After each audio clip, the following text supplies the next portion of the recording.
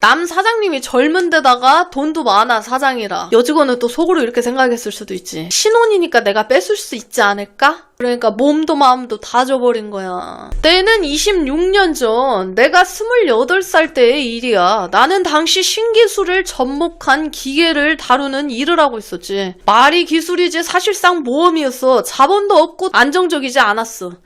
기계에 따라 지역을 옮겨 다니는 떠돌이 같은 생활이었거든. 오늘은 이 도시, 몇 달 뒤엔 또 다른 지역, 제대로 자리 잡는 게 쉽지 않았지. 그러다 마침내 괜찮은 투자자를 만나 충남 어딘가에 정착을 하게 됐어. 지역은 굳이 말하지 않을게.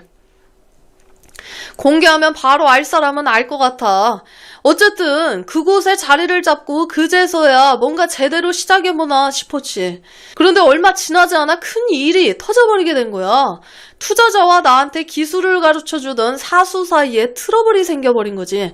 그 일이 벌어지기 며칠 전부터 부사장이 나한테 묻더라고. 너 혼자 기계 가동할 수 있냐? 나는 그걸 그냥 실력 테스트쯤으로 생각했어. 새 투자자니까. 능력 보고 급여 책정하려는 건가 싶었지. 그래서 아무 생각 없이 할 수 있다고 말해버려. 그런데 며칠 뒤 상황을 보니 그게 아니더라고. 윗선이 사수를 정리하려는 분위기였고 내가 기계를 돌릴 수 있을지 미리 확인한 거였어.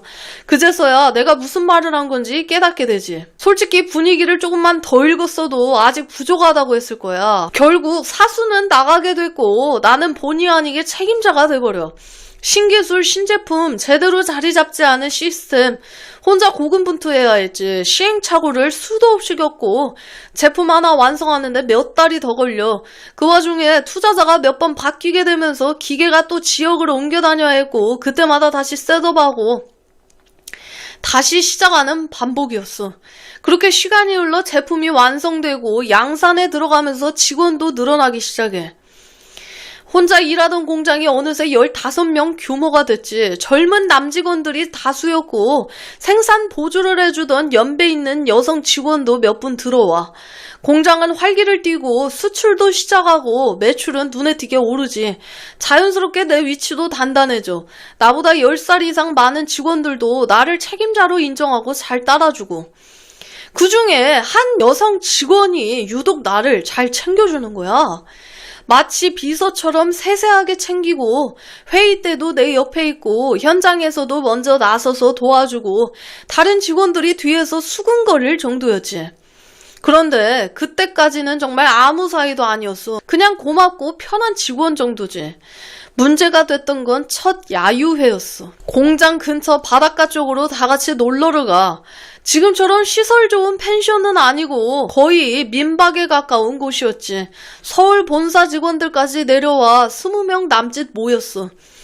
회식이 시작되자 나는 책임자로서 거의 모든 직원들의 술잔을 받았고 자연스럽게 술을 가장 많이 마신 사람이 됐고 금세 취해버렸지. 취기가 확 올라서 바닷바람 좀 쐬러 가겠다며 혼자 밖으로 나왔고 밤바다 냄새, 차가운 바람.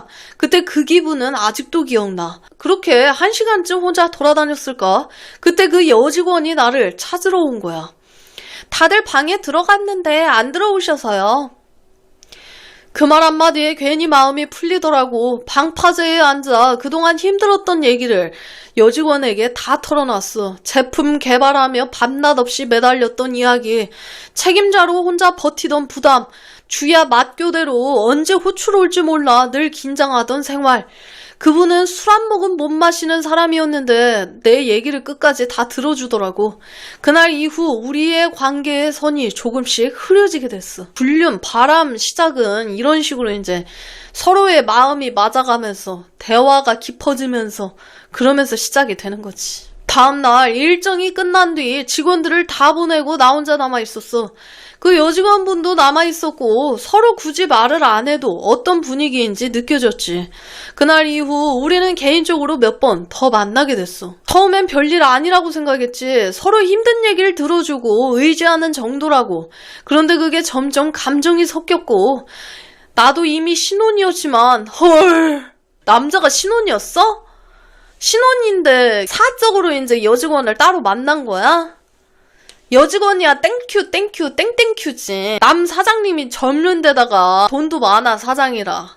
그러면 이것저것 막 사줄 테니까네. 얻어먹고 하면은 여직원 입장에서는 좋을 거거든. 근데 또 왠지 여직원은 또 속으로 이렇게 생각했을 수도 있지. 아, 신혼이니까 내가 뺏을 수 있지 않을까? 스스로를 합리화하고 있었대. 나는 힘들다. 이건 잠깐이다. 들키지만 않으면 된다. 그게 가장 위험한 생각이더라고. 공장은 계속 성장했고 겉으로는 잘 돌아갔어. 하지만 내부 공기는 달라졌지. 작은 공간에선 눈빛 하나, 동선 하나가 다 보이거든. 직원들 사이에 묘한 소문이 돌기 시작했고 이야기가 나오기 시작해. 나는 그제서야 현실을 직시했지. 이건 단순한 감정 문제가 아니라 내 자리와 조직 전체를 흔들 수 있는 일이라 라는 거. 집에 돌아가면 아무것도 모르는 아내가 있었고 그 얼굴을 볼 때마다 묘한 죄책감과 두려움이 같이 올라와. 어느 날은 거울 앞에 서 있는데 내가 낯설더라고. 낮에는 책임자, 밤에는 남편. 두 얼굴을 사는 기분이었어. 그 여직원이 유독 나를 잘 챙기기 시작했던 건 직원들이 어느 정도 자리 잡고 나서였어. 처음엔 그냥 고마웠지. 책임자라는 자리는 생각보다 외로워. 위에서는 실적 압박하고 아래에서 문제가 터지면 다 내가 책임져야 하고, 그런데 그 사람은 내가 말 안 해도 먼저 움직였어. 회의 준비 자료 정리해두고 내가 야간 호출을 받고 들어가면 커피 하나 놓고 가 있고. 센스는 또 어마어마했는가 봐. 다른 직원들 눈에는 티가 났던 것 같아. 팀장님 비서 하나 두셨네. 이런 농담이 슬쩍 나올 정도였으니까. 그런데 나는 그때까지 정말 아무 생각이 없었지. 그냥 편했고 고마웠고 일 잘하는 직원이라고만 생각했지. 문제는 그게 일에서 감정으로 조금씩 넘어가기 시작한 시점이었어. 야간 근무가 많은 공장이었잖아. 월요일 아침에 기계를 켜면 토요일 아침까지 돌아가는 구조야. 밤에 문제가 생기면 바로 호출 오고 어느 날 새벽 2시쯤 기계 이상 신호가 와서 뛰어갔는데 이미 그 여직원이 먼저 와 있더라고. 야밤에. 팀장님 오실 줄 알고 먼저 나와봤어요. 그 말 한마디가 묘하게 남더라. 사실 그 시간에 나와 있을 이유가 없을 사람이었거든. 그날 둘이서 기계 앞에 서서 2시간을 넘게 점검했어. 새벽 공장 조용하고 기계 돌아가는 소리만 들리고 그런 공간에서 단둘이 오래 있으면 묘한 분위기가 생기지. 그날 처음으로 개인적인 얘기를 조금 했어. 그 사람도 결혼을 했지만 남편이 장거리 근무라 집에 거의 없다는 이야기, 아이 키우며 일하는 게 쉽지 않다는 이야기.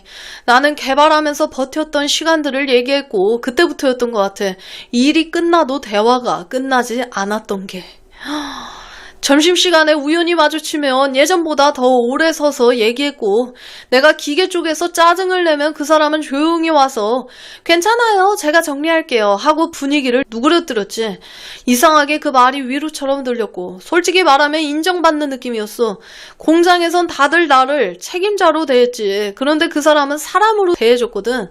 힘들어 보이면 먼저 알아보고 눈치 보고 말없이 챙겨주고 그게 점점 익숙해졌고 없으면 허전해졌어.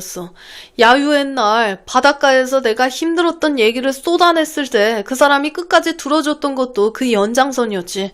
취해서 횡설수설하는 내 말을 끊지 않고 그래서 많이 힘들으셨겠네요.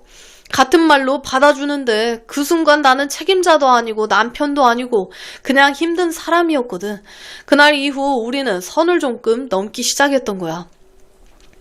출근해서 눈이 마주치면 다른 직원들 눈을 한번 더 살피게 됐고 업무 보고 핑계로 둘만 잠깐 따로 서 있는 시간이 늘었고 말은 일 얘기인데 눈빛은 일 얘기가 아니었지.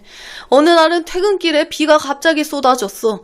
직원들이 다 나가고 공장 앞에 우산 없이 서 있는데 그 사람이 자기 우산을 같이 쓰자고 하더라. 와, 우산 하나에 둘이 같이 들어가면 어쩔 수 없이 가까워지게 되잖아. 그날 어깨가 스치는데 괜히 말이 없어졌지. 아무 말도 안 했는데 그 침묵이 오히려 무거웠어. 나는 그때도 스스로 합리화했지. 이건 그냥 친한 거다. 힘들어서 그런 거다. 어차피 선은 안 넘는다. 하지만 감정은 그렇게 깔끔하지 않더라고. 그 사람도 나를 보는 눈이 달라졌어. 일 끝나고도 오늘은 괜찮으세요? 메시지가 오고 내가 답이 늦으면 무슨 일 있는 줄 알았어요 라고 하고 걱정이라는 이름으로 점점 깊어지게 된 거지. 어느 날은 회식 자리에서 다른 직원이 나한테 농담으로 세게 던졌는데 그 사람이 먼저 표정이 굳더라고. 나 대신 화가 난 얼굴이었어.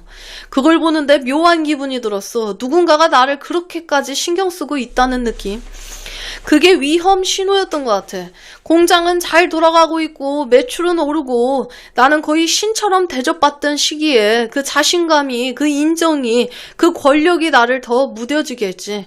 그러다 어느 날 자연스럽게 둘만 남는 순간이 있었고 그날 이후 우리는 더 이상 아무 사이도 아닌 상태로 돌아갈 수 없게 돼버린 거야. 결국 선을 넘어버렸는가 봐. 문제는 그 다음이었지. 그 이후로 감정이 더 커졌고 동시에 더 불안해졌어. 작은 소문에도 예민해졌고 다른 직원 눈치가 보이기 시작했고 내가 공장 안에서 결정을 내릴 때마다 혹시 사람들이 다르게 보지 않을까 의식했어. 그리고 집에 돌아가면 아무것도 모르는 아내가 어느 순간부터 거울을 보면 내가 낯설고 일에서는 책임자, 공장에서는 중심, 그런데 개인적으로는 선을 넘는 사람. 결국 나는 그 관계를 정리하려고 했지. 이유는 단순했어. 더 가면 이건 감정 문제가 아니라 인생 문제로 번질 게 뻔했거든. 공장도 가정도 커리어도 다 걸린 일이니까. 정리하는 과정도 쉽지 않았어. 감정이 생긴 상태에서 돌아서는 건 시작보다 더 어렵더라고. 하지만 그때 멈추지 않으면 아마 지금 다른 인생을 살고 있었을 거야. 지금 돌아보면 그 시절의 성공과 오만이 동시에 있던 시간이었고 공장은 성장하고 나는 인정받았지만 동시에 가장 위험한 선택을 했던 시기이기도 하지. 기술보다 중요한 건 결국 판단이더라고. 능력보다 무서운 건 내가 괜찮을 거라고 믿는 자만이고 결국 나는 그 관계를 정리했어. 말은 간단하지만 쉽진 않았지. 그분도 감정이 생긴 상태였고 나도 이미 선을 넘은 뒤였으니까. 하지만 더 가면 돌아갈 수 없다는 걸 알았고 공장, 가정, 내 커리어까지 다 무너질 수 있는 거니까. 시간이 지나면서 공장은 더 커졌고 나는 다른 기회를 잡아 또 한 번 이동하게 됐어. 그때 그 관계도 자연스럽게 멀어지게 된 거지. 지금 돌이켜보면 그 시기는 내 인생에서 가장 위험했던 순간이었던 것 같아. 권한이 생기고 성취가 생기고 주변에서 인정해줬으니까. 내가 무적이라고 착각이 들었거든. 그런데 사람은 무너질 때도 그 정점에서 무너지는 것 같더라. 그때 내가 배운 건 하나야. 기술보다 중요한 건 판단이고 능력보다 무서운 건 자만이라는 거. 그 시절 나는 공장을 키웠고 제품을 완성했고 매출을 올렸어. 하지만 동시에 나 자신을 시험대에 올려놨던 시간이기도 했지. 지금 생각하면 아찔하기도 해. 조금만 더 갔어도 아마 다른 인생을 살고 있었을지도 몰라.